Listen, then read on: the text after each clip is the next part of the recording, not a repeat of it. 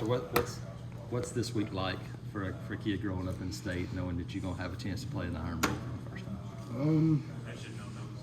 I woke up yesterday morning and of course, I enjoyed the win we just got, but I came to Auburn. One of the biggest reasons I came to Auburn was for this game.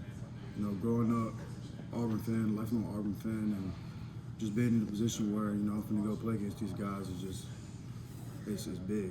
So it's a big deal, not only for me but for everybody. How much? I mean, as a redshirt guy, how much do you feel like but then Caleb, all the true freshmen, all these guys that are playing for the first time, how much do you feel like you guys have grown over the course of the season? We've grown a lot. Just being put in positions where, for instance, where we was in the game and corners may have gotten beat, and just being able to finish that game. We were put in other positions where they may have gotten beat earlier in the season, not really being able to finish, but to getting beat and just coming back and being able to finish, I think that's one of the biggest things. Freeze talked about, hey, play the next play. Is that the toughest thing to do? Because in high school you probably don't get beat a ton. Yeah. Is that the hard thing to do? Just to go, hey, I got to flush that play and play the next one. Is that take some getting used to? I think most definitely. I think once you eliminate of caring what everybody in the stadium has to think about just being beat, and then ultimately it won't even matter. You just automatically have the next play mentality.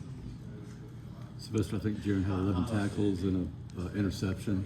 He had 11? I believe that's correct, yeah. Well, according to our stats, but what did you see out of him Saturday? Jaron he does it at practice. He's consistent. He's a dog. He's a ball player. It don't surprise me that he had 11. I didn't know he had 11, but he's just gonna fly around, get to the ball, and make plays. He's a playmaker. You guys get another athletic quarterback that could swing around and create. How much do guys like that put pressure on a defense because of their ability to run? I think the dual threat quarterback is becoming more of a norm in college football. You got to worry about them throwing the ball, running the ball, and it's like having another running back there. There's so many more things you have to prepare for and just to focus on. It's tough. It's definitely a task at hand.